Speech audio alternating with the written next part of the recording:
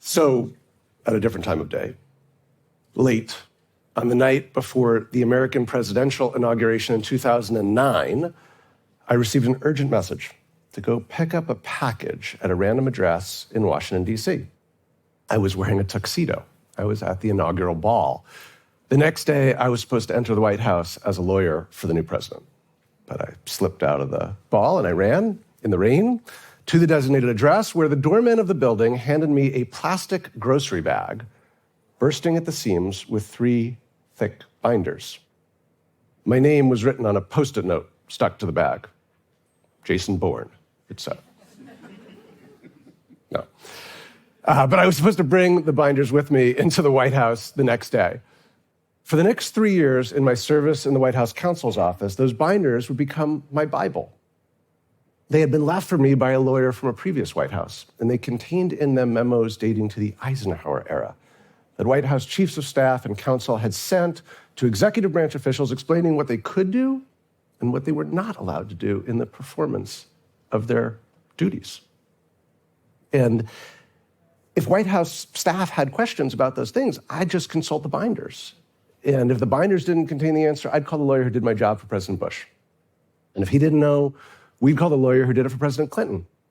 It didn't matter whether you're working for a Democrat or Republican. The rules were consistent from administration to administration. And you learn very quickly in doing this work that most of those rules are not legally binding. They're just traditions, customs, what we've all come to call norms, which meant they were a choice. You can choose to follow them, or you could choose not to follow them. And they contain things like rules prohibiting White House staff from calling the Department of Justice and telling them who to prosecute, who to investigate, because in a liberal democracy, those decisions are supposed to be made independently of politics. So after the 2016 American presidential election, my fellow council alumni and I began to grow concerned. What would happen if a leader chose not to follow those rules? What would happen if a leader organized a political movement in opposition to them? Well, we didn't really need to wonder about that because leaders and movements like that have been rising across the world in the 21st century. These movements seek to replace liberal democracy with more authoritarian forms of government. And so my fellow council alumni and I decided to launch, which was a modest effort at first, to try to apply what we learned from those binders to prevent that from happening in the United States. We called our organization Protect Democracy. But as the threat has grown, so have our efforts. And so I want to take some time today to describe the specific nature of the threat and some choices we all can make to defeat it. Okay. So the first thing to understand is how these modern authoritarian movements dismantle democracies. Because it's not like it was in the past. These days, typically, democracy doesn't die with a loud explosion and tanks rolling through the town square. Russia's invasion of Ukraine is the exception. More often in the 21st century, these authoritarian movements work like Trojan horses. Typically, their leader comes to power through an election, and then once inside, dismantles the system from within. And they have a playbook for doing so, the authoritarian playbook. And it's pretty consistent from Venezuela to Hungary, Turkey to Brazil. It contains 7 steps, okay? So first, they politicize independent institutions like the civil service, law enforcement, and eventually the military. Second, they spread disinformation, including from the government. Third, they aggrandize executive power and undermine checks and balances. Fourth, they quash dissent, from limiting what can be said and taught and read to using the regulatory state to punish critics. Fifth, they scapegoat and delegitimize vulnerable groups. This has been the tyrant's favorite tool since antiquity, because if you can pit people against each other on the basis of race, religion, or sexual orientation, it's easier to pick their pockets of money and power. 6, they corrupt elections. And finally, they incite violence. And we have seen all of these play out in the United States in recent years. And there's a reason why this playbook can succeed. It's not that people openly support authoritarianism or even secretly favor it. But in a time of rapid change and uncertainty, at a time when so many of us feel anxiety about the future, at a time when our democracy and our politics seem so broken and so unable to solve our problems, it can be tempting to think the solution is just to give someone a little bit more power. I alone can fix it, we're told in times like these.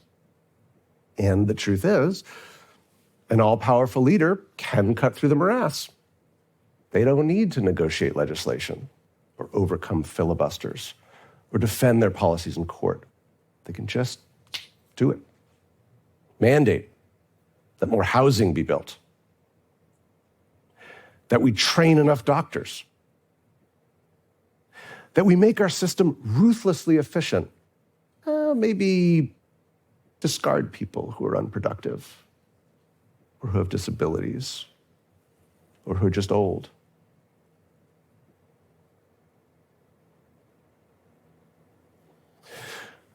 That we confiscate people's property to enrich and empower the leader and his allies. That we imprison anyone who stands in the way or who speaks out or questions the leader at all. Because that is how it always goes. Just ask the young person in Nicaragua whose father was disappeared for saying the wrong thing, or the student in Turkey who was arrested for attending a banned art exhibit, or the businessman in Russia whose company was seized to buy loyalty from an oligarch, or the gentleman I met last night who spent time in a maximum security prison merely for calling out for freedom and democracy in Zimbabwe. Now, I know there are some Americans who say, but that can't happen here. That's what all those people thought. The truth is, the only way it can happen here is if we think that it can't. All right, that's pretty dark. Don't worry, it's okay. Because we still have the time and the power to prevent that playbook from succeeding. How? By exercising the one thing that democracies guarantee that autocracies take away, the power to choose. Because underneath it all, democracy lives or dies based on choices, right? In big moments like elections, sure, but also the countless choices that citizens make every day as participants in a democracy. That's what I learned from those binders, right? Choices made in the spotlight, choices made when no one is looking, they add up, and they either fortify democracy or they chip it away. So, how are we doing on this front? Well, we have made some good choices that are cause for hope, and some not so good ones that are reasons for real concern. And so I want to give an example of a democracy-saving choice, an example of a democracy-destroying choice, and we'll end on choices we all can make to be the difference. So first, the democracy-saving choice. Ruby Freeman and her daughter Shay Moss stepped up to serve as election workers during a pandemic to help their fellow citizens in the state of Georgia vote in 2020. And they did their jobs with honor and integrity, never imagining what was going to happen next. An autocrat and his allies, desperate to hold on to power, falsely accused them of stealing the election from him. Their lives were turned upside down. They became the subjects of vile, unrelenting, unthinkable intimidation and harassment. They received racist death threats. Ruby was forced to flee her home on the advice of the FBI for her own safety. After what happened to them, it would have been entirely understandable if they had decided to slink off into their private, quiet lives.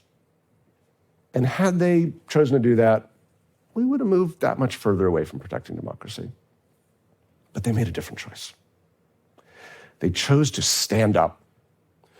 Represented by our organization, they brought multiple lawsuits against the people and organizations who defamed them, depriving them of their reputations and their safety. They testified before Congress about how a former president and his allies, rather than protecting them as public servants and citizens, targeted them, putting their lives in danger. And because they chose to invoke our laws and our courts and our institutions in democracy's defense, they are establishing a deterrent against anyone doing to others what has been done to them. But not everyone is making such good choices. And most worryingly, people with far more institutional power than Ruby and Shea are making choices that are as bad for democracy as Ruby's and Shea's were good.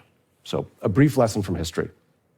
Between World War I and World War II, far-right authoritarian parties were rising across Europe.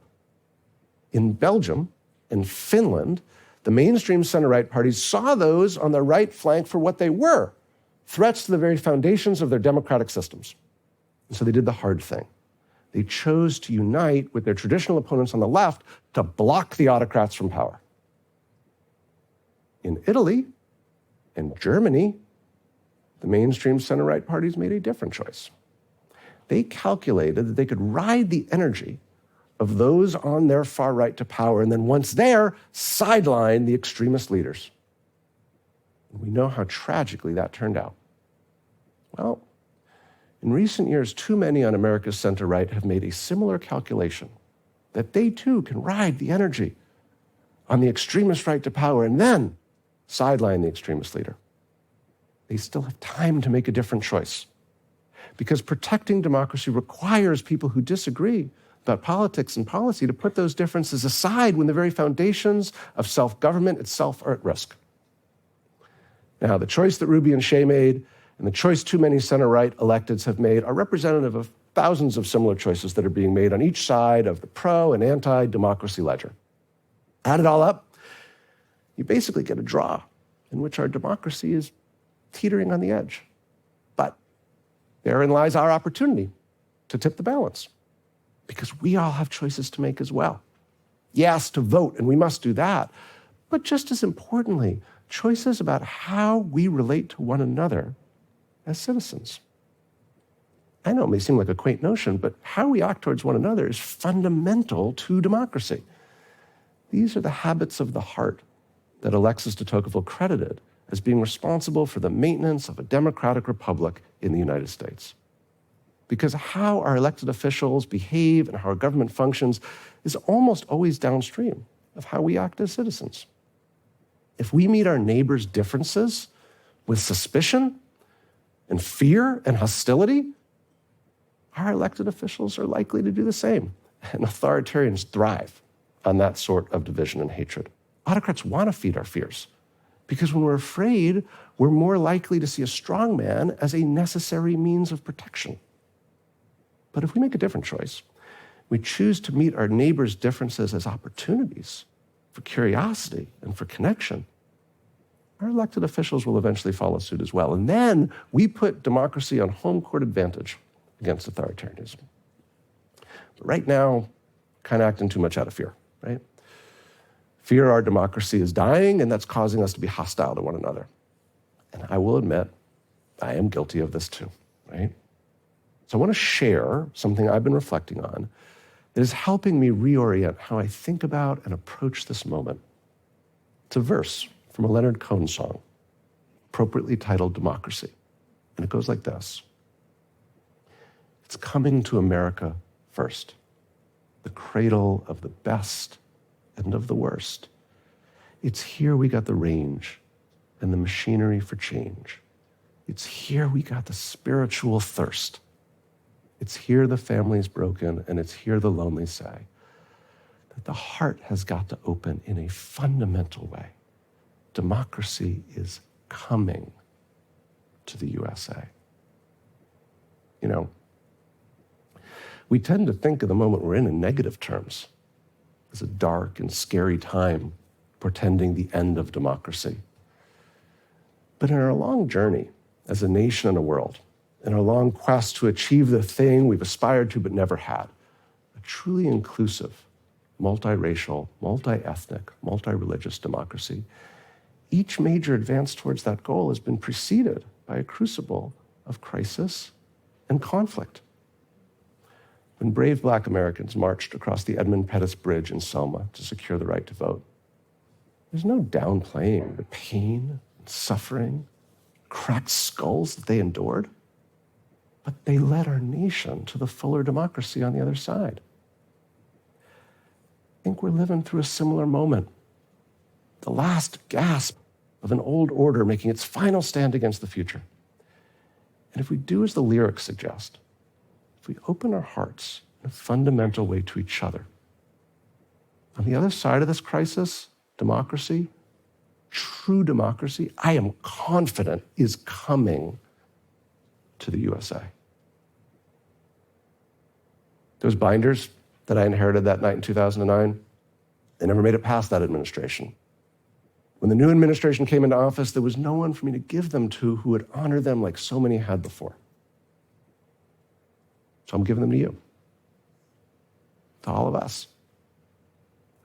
If our experiment in self-government is to continue, we are the ones who are going to choose to protect it. We, the people.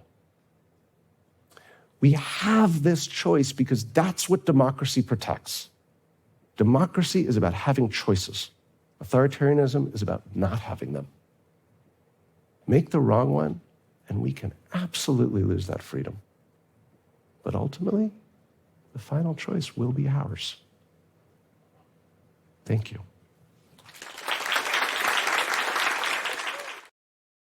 恳请点赞，订阅我们的频道，一起学习演讲中的实用英语。